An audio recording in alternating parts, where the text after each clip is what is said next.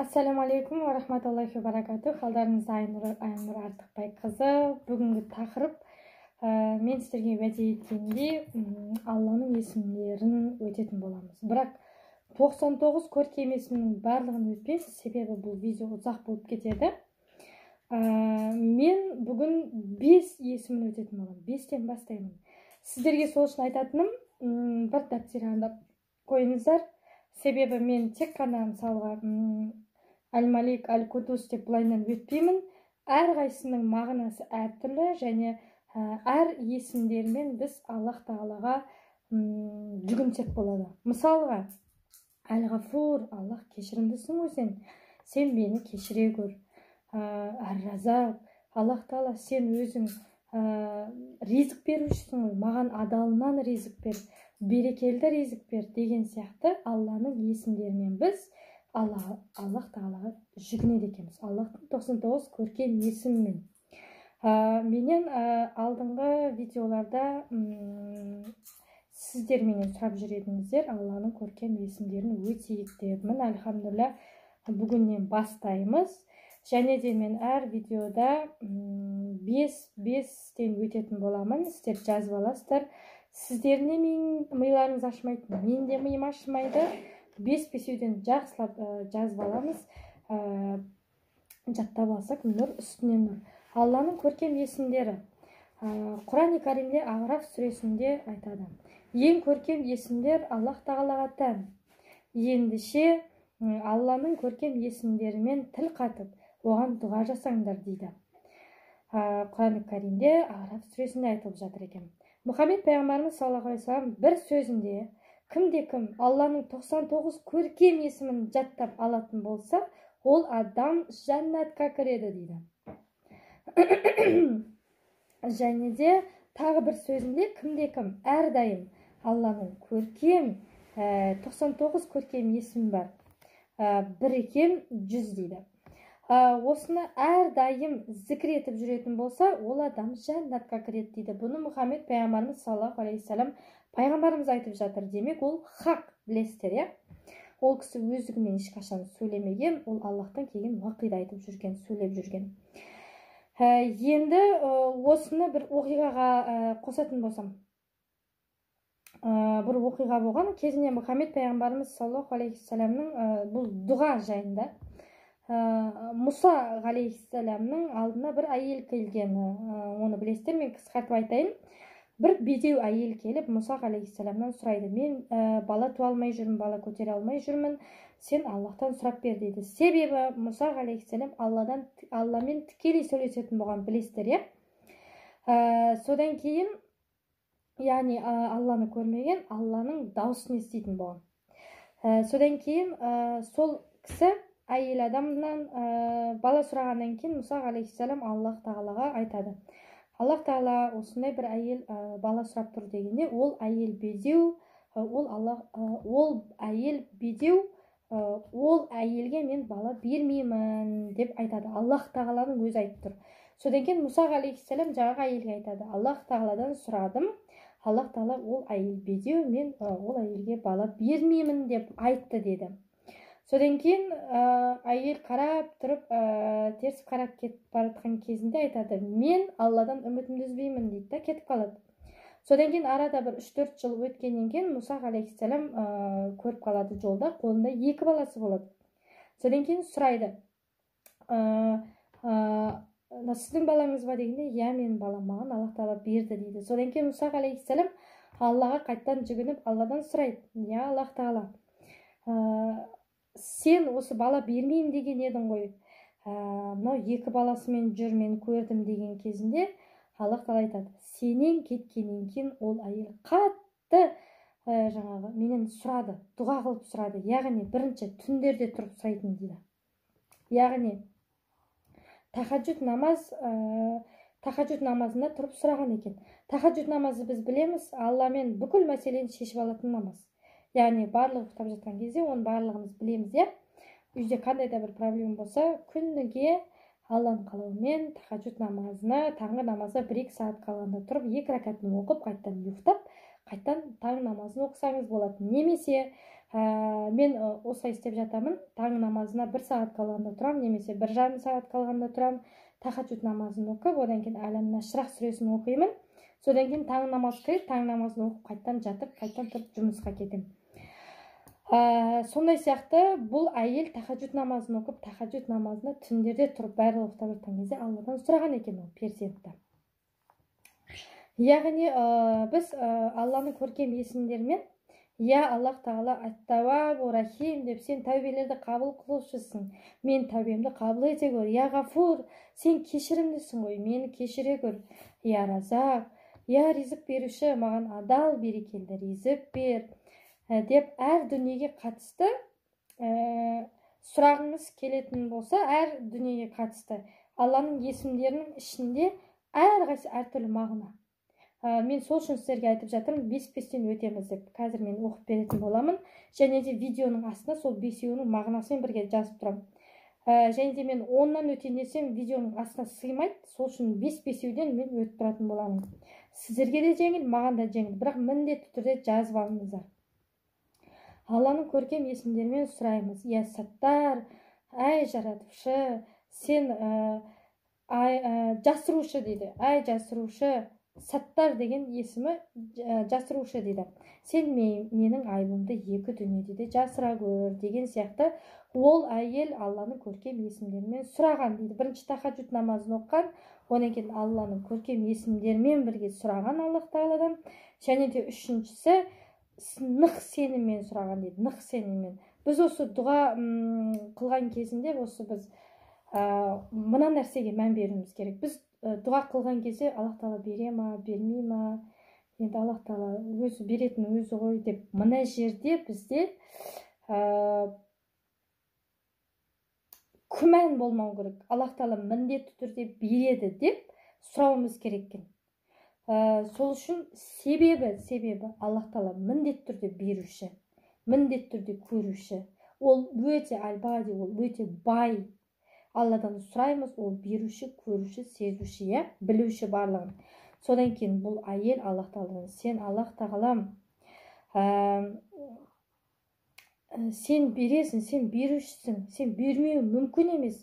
Сен адам баласын сүйіп жараттың ғой, сен сұраған адамға бермеу мүмкін емес, сен бересің деп нық сеніммен ол әйел Алладан сұраған екен перзентті. Аллах Тағала одан кейін осыны айтқанда, мен ол әйелге сосын перзентті бердім деген. Түсіндік қой. Тахаджуд намазына не керек болса да, бала сүйе алмай жүрген болсаңыз, үйде қандай да проблема болса, бізде в основном қарыз кредит проблема, маған көбісі TikTok каналында да жазып жатады, Instagram каналында да жазып жатады. Және де тахаджуд намазында тұрсаңыз, тікелей Аллах Тағаламен сіз тікелей проблемаларыңыздың барлығын шешіп береді Аллах Тағала. Барлық мәселеңізді шешіп береді Аллах Тағала. Себебі сіз барлығы ұйықтап жатқан тек Алланың разылығы үшін ғана тұрасыз да. Бұл күндегі 5 уақыт емес, ояу кезде оқып жүретін. Содан кейін Аллах Тағала күніге сол түнде қарайды екен, іздейді екен. Кім менен сұрап жатыр? Мен кімге, яғни Аллах Тағала сондай керемет күрсінен төменге түсіп, Аллах Тағала бізден іздеп жүреді екен, қарап жүреді екен. Кім менен сұрап жатыр? Мен не беремін пендеме деп, құлыма деп. Сол үшін тахаджуд намазында біз барлығын сұрайық Аллах Тағаладан. Яғни нық сеніммен, яғни Аллах Тағаланың көркем есімдерімен сұрауымыз керек екен. Егер де жаттау қабілетіміз нашар болса, ниеттене беріңіз, жаттай берейік. Себебі ниет үшін де сауап жазылады. Егер де біз өзіміз күнде 5 реттен жаттайтын болсақ, 20 күнде жаттап алады екенбіз. Және де бұны балдарымызға, менің подписчиктерім көбісі әжелер, апалар, сізге айтатыным, немерелеріңізге мен осы бүгін 5 жазып алып, немерелеріңізді үйретіңіздер келесі видео шыққанша. Сол бала деген тез қағып алады. Мағынасын да міндетті түрде мағынасын бірге жаттатыңыздар. Ертең алдарыңыздан шығады. Ол бала ертең өскеннен кейін жаман болмайды ол бала. Өзінің жолын, хақ жолымен, жақсы мен жаманды ажырататын бала болады. Ол одан кейін. Егер де жүрегінде иманмен, исламмен өсіретін болсаңыз. Ол бала егер 99 Алланың көркем есімін жаттайтын болса, ол оның өмірінде ол бала алып жүретін болады. Және де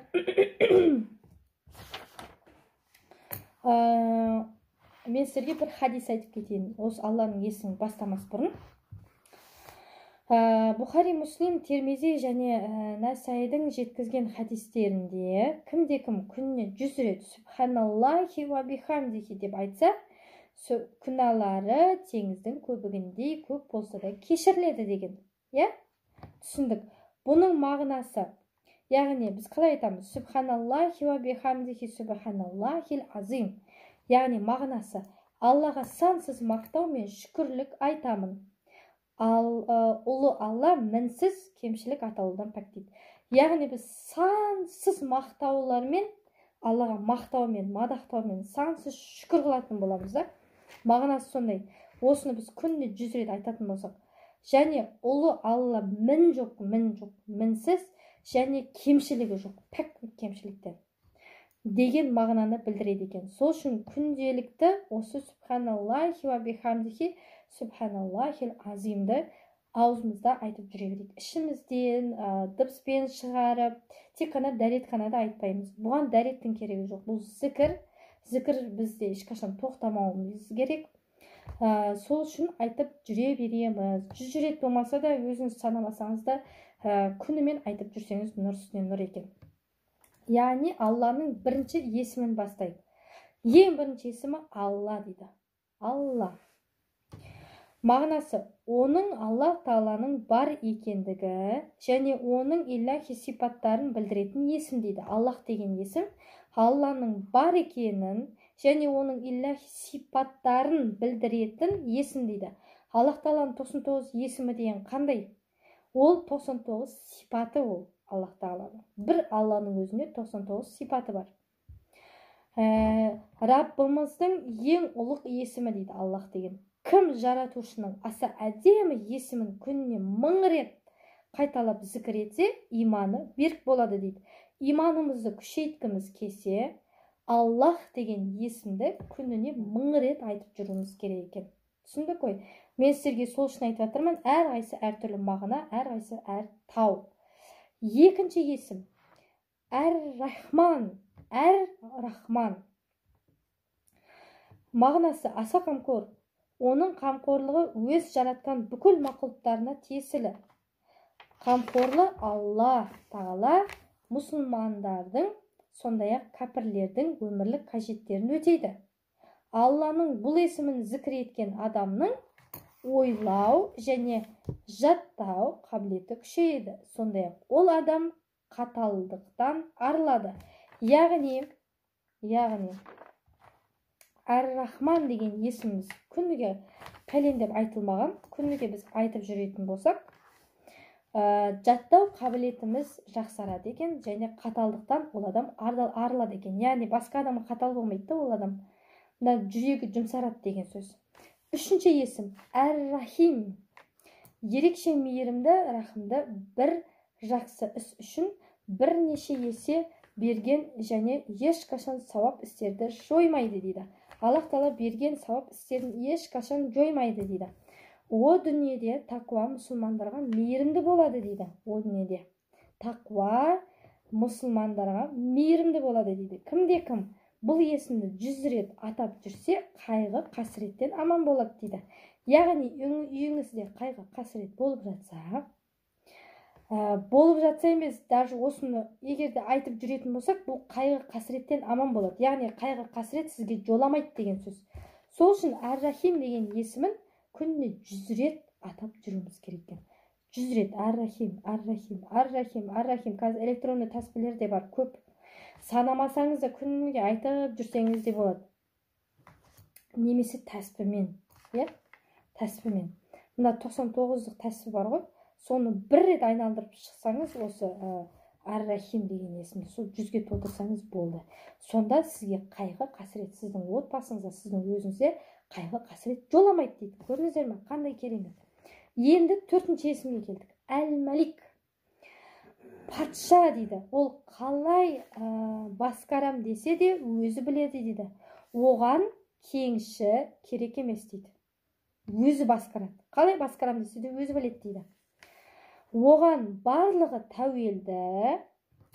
Мұсылман адам бұл есімді зікір етіп жүрсе, қаржыдан қысылмайды дейді. Мінекей бізге керек нәрсе. Егер де біз осыны тағы да қосып айтып жүретін болсақ, күндегі зікірлерімізге Алланың есімдерімен әл-Малик деген, бұл патша деген мағынаны білдіреді. Патша басқарам десе өз біледі дейді. Және де қасына ешқандай кеңесші керек емес та. Яғни біз барлығымыз оған тәуелдіміз дейді. Мұсылман адам осыны зікір етіп жүретін болса, күніге әл-Малик дегенді. Ол адам дейді, надан қысылмайды дейді, қаржыдан қысылмайды дейді. Бізге ол керек нәрсе. Енді 5-ші ең соңғы есімге келдік. Әл-Құддусу. Яғни қасиетті, өте пәк, кемшіліктерден пәк. Және адам баласының ойына келетін пішін келбеттен тыс дейді. Әл-Құддусу қасиетті, өте пәк, кемшіліктерден пәк. Ол Алланың кемшілігі жоқ дейді, пәк дейді одан.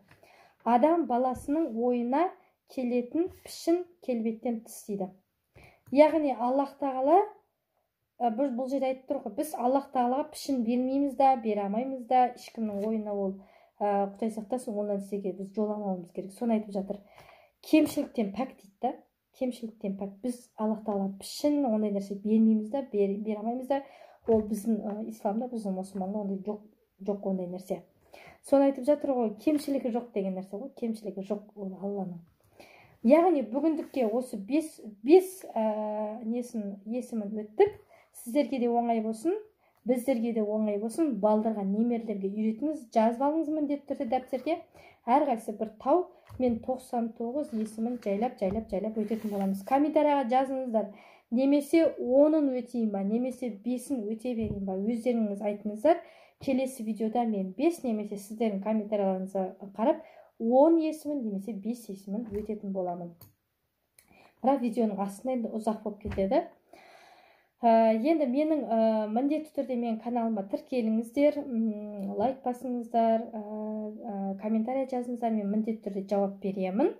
Аллахтың есімдерімен күніміз өтсін, сонда күніміз бекер өтпейді екен. Алланың назарында, Алланың махаббатында боламыз.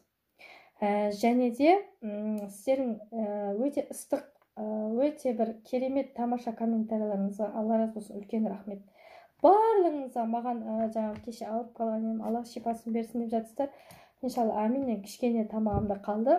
Бұлай қазір жақсы, альхамдулилля. Үлкен рахмет сіздерге, Алла разы болсын. Келесі кездескенше иншалла аман есен жолығайық.